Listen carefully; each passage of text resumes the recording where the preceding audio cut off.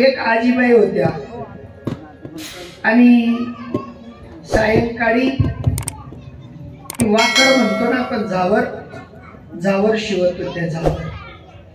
आणि जावर शिवता शिवता सायंकाळ झाली, 7 वाजले. आजीबाईचा मोठा चष्मा होता, जाड काच, खाली देखील वरे देखील खाली दिखेने असं. आणि त्या आजीबाईची जावर शिवत असताना सुई हरवली. सुई आजीबाई जावर कुठे शिवत होत्या? घरात. आणि त्या आजीबाईंना असं क्लिक झालं की माझी सुई जर सापडावी असं वाटत असेल तर लाईटच्या उजेडात जावं लागेल. आजीबाई आल्या आणि या रोडावर त्या सुईची तपासणी करायला लागल्या.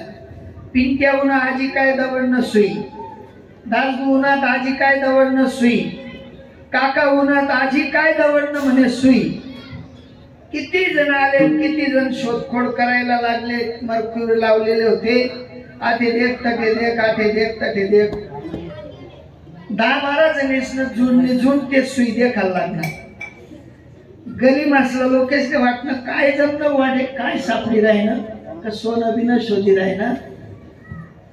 एक महान व्यक्ती आला, म्हणले आजीबाई काय झालं, काय शोधताय? म्हणे भाऊ जावर शिराय, तू सुई दवडी रे. ती सुई म्हणे आजी कुठे शिराय ती आजी तू? म्हणे भाऊ घरमा. म्हणे मग सुई घरमा सापडी का उजायमा सापडी? कुठे सापडी? जावर शिवाय राहिली घरमा, सुईवती घरमा आणि आजी अंगात नाही संतर सुई शोधित सापडी. तसंच आमचं तुमचंही झालेलं आहे. देव आणि देवाची भानगड आम्हालाही माहित नाही. देव कुठे तुमना? कुठे तुमना देव? कुठे काय माहित नाही. चाल राही ना, आंधे दे राही ना, कुत्र पीठ खाई राही ना. हाड बी म्हणू नये, जाऊ दे बी म्हणू नये, नाही का? पण साधू महात्मे म्हणतात तुम्हाला जर का देवाचा विचार करावा असं वाटत असेल तर मी सांगतो त्या पद्धतीने देवाचा विचार समजा. देव आहे, देव आहे, देव आहे, देव आहे, देव आहे, देव आहे, देव आहे, देव आहे. शोधून पाहे, हृदय मंदिर शोधून पाहे, हृदय मंदिर शोधून पाहे, हृदय मंदिर शोधून पाहे, हृदय मंदिर शोधून पाहे, हृदय मंदिर शोधून पाहे. देव नटला नाना परी, देव नटला नाना परी, देव नटला नाना परी, देव नटला नाना परी. भरुनी उरला जरा जरी, भरुनी उरला जरा जरी, भरुनी उरला जरा जरी, भरुनी उरला जरा जरी, भरुनी उरला जरा जरी, भरुनी उरला जरा जरी. साधू महात्मे आबाधित सिद्धांत मांडतात. ते म्हणतात देव आहे, देव आहे, हृदय मंदिरी शोधून पाहे. कुठे देव? हृदय मंदिरात देव आहे. आमना मंदिरे चाचपडणं चालू आहे ना. आठे भेटी कत्ते भेटी. घरमासले सासू मासला देव दिखत नाही, सासरा मासला देव दिखत नाही, मायबाप मासला देव दिखत नाही. आणि चाचपडणं चालू. संत महात्मे म्हणतात तसं करू नका बापांनो. देव आहे, देव आहे, हृदय मंदिरी शोधून पाहे. देव नटला नाना परी, भरुनी उरला चराचरी. सचराचरात माझा परमात्मा व्याप्त आहे. आणि अशा व्याप्त परमात्म्याचं भजन तुम्हाला आपल्याला शिकावं लागेल. तुम्ही म्हणाल महाराज आम्ही उठलो की रोज विठ्ठल विठ्ठल विठ्ठल विठ्ठल म्हणतो, एवढ्याने भजन घडणार नाही.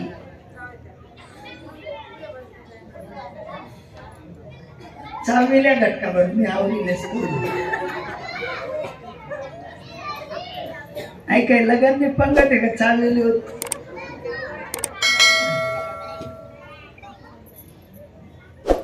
असो साधू संतांचा आबाधित सिद्धांत समजा आणि अबाधित सिद्धांत शिकवताना साधू महात्मे म्हणतात की आपल्या घरच्या घरी शिकता येत नाही. तुम्ही आपण लेकरांना कुठे टाकतो? 7 वर्षाचे झाले म्हणजे शाळेत. आईला विचारलं, आई म्हणते मी BA झालेली. वडिलांना विचारलं, ते म्हणे मी मास्टर डिग्री केलेली.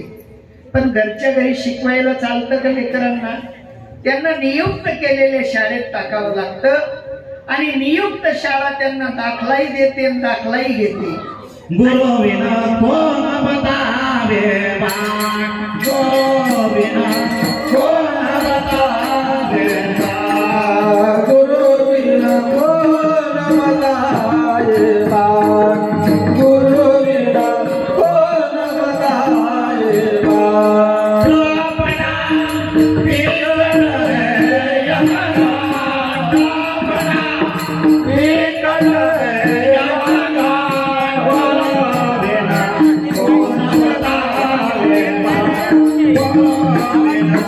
है यमना, विकट है यमघाट बड़ा, विकट है यमघाट, गुरु बिना कौन बतावे बात, गुरु बिना कौन बतावे बात. गुरु वाचून रस्ता काढणार नाही. जीवनामध्ये प्रत्येक वस्तूला गुरु पाहिजे असतो. आपण ज्यांच्या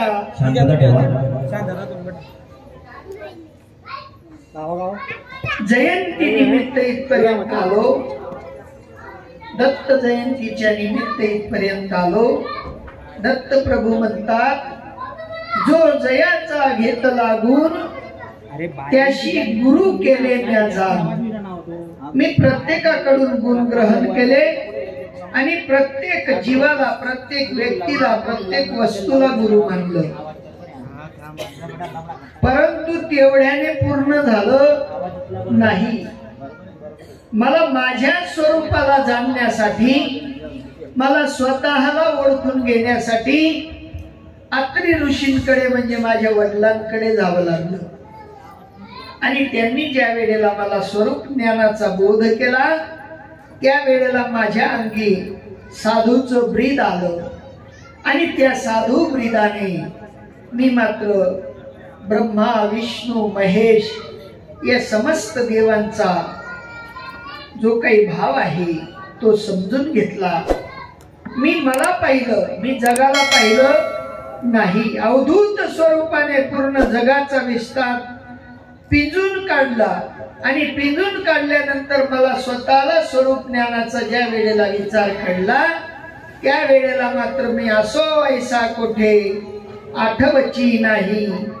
देहीची विदेही भोगू दशा, देहात असून विदेह दशा भोगायला लागलो. आणि अशी स्थिती प्राप्त करून घेण्यासाठी तुमच्या आपल्या जीवनामध्ये सुद्धा आत्मनिष्ठ, ब्रह्मनिष्ठ, क्षोत्रिय अनुभव संपन्न असे गुरु आले पाहिजेत. आणि म्हणून त्यांना सांगावं लागतं, गुरु बिना कोण बतावे बाट, बडा बिकट है यमघाट, भ्रांति की बाड़ी नदिया, बीच में पवन को घाट, गुरु बिना कोण बतावे बाट. सद्गुरु वाचून या धर्माचं जे काही सूत्र आहे ते कोणालाही कळत नाही. जर का कळलं असतं तर साधू संतांना यावं लागलं नसतं. तुम्हा आपल्याला घरच्या घरी समजून गेलं असतं, पण ते कळत नाही. प्रत्येक उद्योग हा युक्तीने केला जातो आणि ती युक्ती तुम्हा आपल्याला शिकून घ्यावी लागते. ती जर का नाही शिकलो तर मात्र आपली फटफजिती होते. ती फटफजिती होऊ नये म्हणून आपण कुठलीही वस्तू अवलोकन करतो, पाहतो आणि ती दुरुस्ती करण्यासाठी विचारपूस करतो. तद्वत आमच्या ठिकाणी सुद्धा भक्तीबद्दल आणि देवाबद्दल परिपूर्ण अज्ञान आहे आणि ते परिपूर्ण अज्ञान बाद करण्यासाठी श्रीकृष्ण परमात्म्यांसारखे गुरु पाहिजेत, दत्त प्रभूंसारखे गुरु पाहिजेत. कुठेतरी परंपरा ती संतांची असली पाहिजे. अजून सोपं करून सांगतो, भजन करा. विठ्ठल विठ्ठल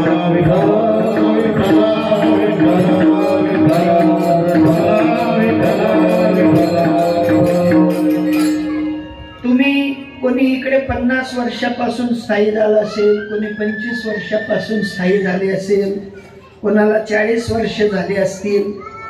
पण गावाकडून तुमच्या भावकीतनं एखादा व्यक्ती तुमचा पत्ता देतो आणि त्या भाटाला पाठवतो तुमच्याकडे. भाट येतो का? भाट येतो ना. का बरं येतो तो? त्या घर खावायला भेटत नाही म्हणून, का त्यानं धंदा उद्योग आहे म्हणून? नाही ना. तो भाट का येतो? आमची वंशावळी शिकवतो. आमचे दादा कोण होते, परदादा कोण होते, आजोबा कोण होते, पंजोबा कोण होते, खापर पंजोबा कोण होते, सगळी वंशावळी सांगतो. आणि जर काही एखादा गाव चुकेल होईल, जे गावनं नाव माहित नाही, त्यांकडे भाट बी येत नाही, पाहुणा बी येतच नाही, पोर बी इकात नाही, पोऱ्या बी इकात नाही. हा मग रावण्या करतच त्या भाटणी. हा म्हणजे आपण या देहाची जी काही वंशावळी आहे ती पाहण्यासाठी एक भाट नियुक्त केलेला आहे. 5 वर्षाच्या काठी त्याला 500 रुपये देतो. ती वस्तू सांभाळून ठेव सांगतो.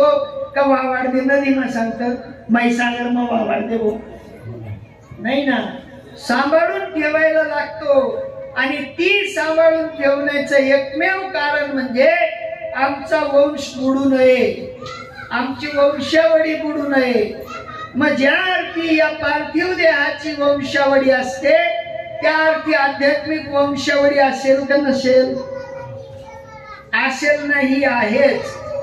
भगवंतांनी ज्या अर्थी सांगितलं की मी हे ब्रीद अगोदर सूर्याला दिलं, सूर्याने मनूला दिलं, मनूने इक्ष्वाकूला दिलं, इक्ष्वाकू नंतर अनेक राजे आणि ऋषी या ब्रीदाला जाणते झाले. तद्वत आजही या ठिकाणी वंशावळी आहे. नाथबाबा म्हणतात, ज्ञानोबाराय म्हणतात की आम्ही वंशावळीने हे सूत्र इथपर्यंत आणलं. ज्ञानोबाराय सांगतात, आदिनाथ उमा बीज प्रगटले, मच्छिंद्रा लादले सहज स्थिती, तेची प्रेम मुद्रा गोरक्षा दिदली, पूर्ण कृपा केली गहिनी नाथा, गहिनी प्रसादे निवृत्ती दातार, ज्ञानदेवा सार चोजविले. जे सार आहे त्याची मात्र रीत ज्ञानदेवांपर्यंत आली आणि आजही ती रीत जशीच्या तशी आहे. साधू कुठे जात नाही, साधू कुठून येत नाही.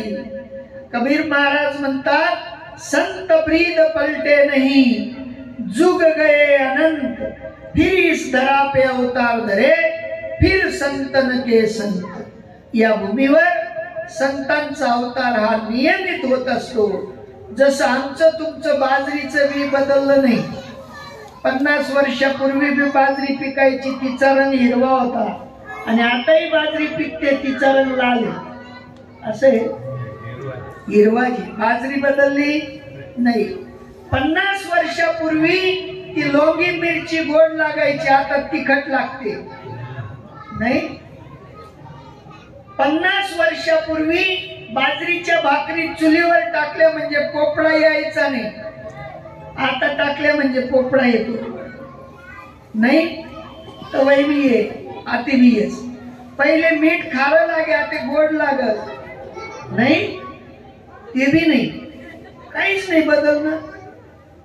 चांद न बदला, सूरज न बदला, न बदला आसमान. कितना बदल गया ये निशान, कितना बदल गया ये, कितना बदल गया ये निशान. कितना चांद न बदला, सूरज न बदला, न बदला आसमान. कितना बदल गया ये, कितना बदल गया इंसान, कितना बदल गया इंसान. चंद्र बदलला नाही, सूर्य बदलला नाही, पृथ्वी बदलली नाही, आकाश बदललं नाही, पाणी बदललं नाही, वायू बदलला नाही. मग माणूस कस काय बदलला? माणसाला या दृश्य जगामध्ये हाव तयार झाली. हाय म्हण, ते म्हण, बठ म्हण. दासबू निमलोंग आपलंय आणि निमना पुढलं दुसरा नाही. कुठलोंग आपलंय निमलोंग आणि त्यान पुढलं. फक्त आम्हाला आराखडा माहितीये पण भक्ती माहिती नाही. आणि ती भक्ती शिकवण्यासाठी या भूतलावर संत महात्मे येतात. नाथबाबा म्हणतात आमची परंपरा आहे, आम्ही सुद्धा त्याच परंपरेने आलो. संप्रदाय आम्हालाही आहे.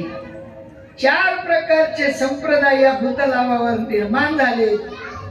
आनंद संप्रदाय, स्वरूप संप्रदाय, चैतन्य संप्रदाय आणि नाथ संप्रदाय. 4ही संप्रदायाची एकच धुरा आहे, ती म्हणजे ज्ञानदानाची.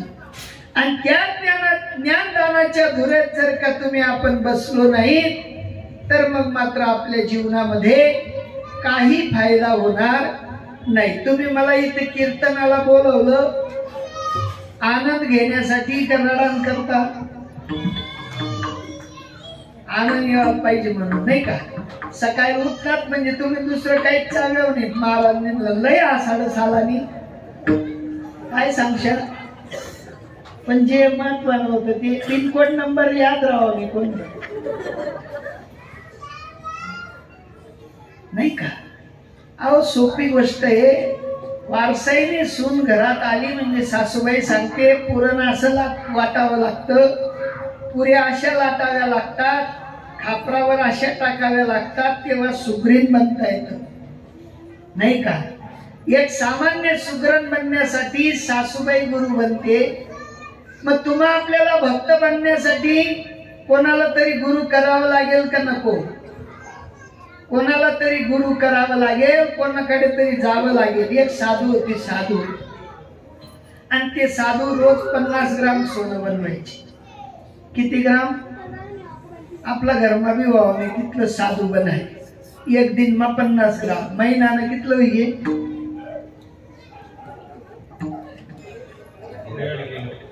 1.5 किलो नाही का? 5 त्रिक 15, सोपा हिशोब. 1.5 किलो. आता 1.5 किलो सोनं म्हणजे पैसावाला साधू का गरीब साधू? पैसावाला. आणि ते देख पुन्हा आपला गुजरातला कोण सीएम, हा त्या पटेल साहेबनी देख पहिलं म्हणे 1.5 किलो सोनं एक महिना. मग मी कितल्या बी पिढ्या राहिलो सीएम तरी भाऊ नाही घ्या. त्या म्हणे भाऊ महाराज मला माहिती झालं तुम्ही रोज 50 ग्राम सोनं बनवतात. म्हणे नाही भाऊ आपल्याला माहिती. त्या उपेंद्र पटेल साहेबांनी विचार केला साधू सोनं बनवतो कसं हे शिकावं लागेल, बिना शिकल्याने घडणार नाही. मी जर ताप आलंय सांगू मागे बी बंदूकवाला पुढे बी बंदूकवाला हो सांगव नाही. बरा मोठा कपडा घाला, पाटील तिथे चड्डी घाललेली आणि घ्या साधून जागे. म्हणे महाराज दंडवत. म्हणे या या या. म्हणे महाराज इकडून जात होतो, कितीतरी दिवसापासून जेवण नाही, खावण नाही, थोडी भूक लागलेली आहे. काया बेंद्रा कपडा दे केसन साधूल दया की. म्हणे थांबा आता आमचं भोजन बनेल, जेवण करून जा. जेवण वगैरे केलं, महाराजांची हातपाय चेपून सेवा केली. महाराज संतुष्ट झाले. म्हणे बाळा आता पुढे काही जाऊ नको, थांब इथेच. आता रोजचा कार्यक्रम होता सोनं बनवायचा. 1 दिवस गेला, 2 दिवस गेला, 3 दिवस गेले, 4 दिवस गेले, असे महिना काढून टाकला. तर ते खुर्शीवर लोक वाट देखेत उपेंद्र साहेब काही दिसत नाही.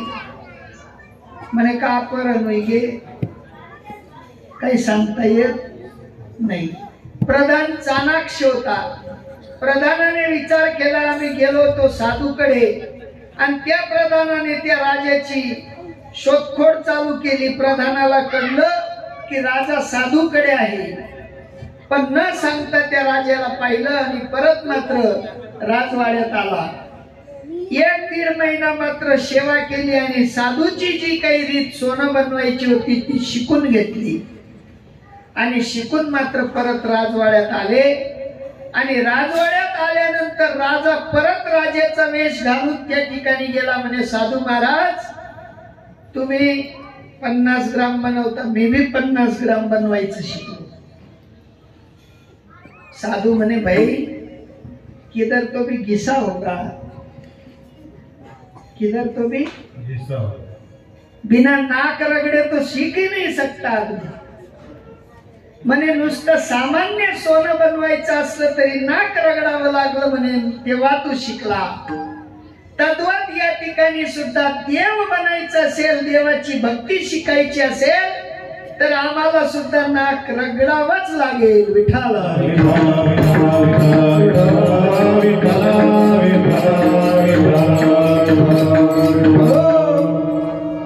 संत महात्मे म्हणतात आम्हालाही तीच सर्व रीती काही आम्हालाही कळत नव्हत्या, पण साधू संतांनी आमच्यावर दया केली. सद्गुरूंनी वरत हस्त ठेवला. आम्ही सद्गुरूंची सेवा केली, शुश्रूषा केली आणि विनम्र भावाने साधूंना प्रश्न विचारला. काही म्या उद्धार पावेन, काही कृपा करील नारायण. ऐसे तुम्ही सांगा संत जन, करा समाधान चित्त माझे. माझ्या चित्ताची जी काही समाधानाची बैठक आहे ती मला कळत नाही, ती मला कळावी. मी कोण आहे याचा विचार मला करावा. त्याच्यासाठी साधूकडे जावं लागलं आणि तेव्हा आम्हाला सुद्धा ज्ञानदेव बनता आलं, नामदेव बनता आलं, नाथ बाबा बनता आलं. तद्वत तुम्हाला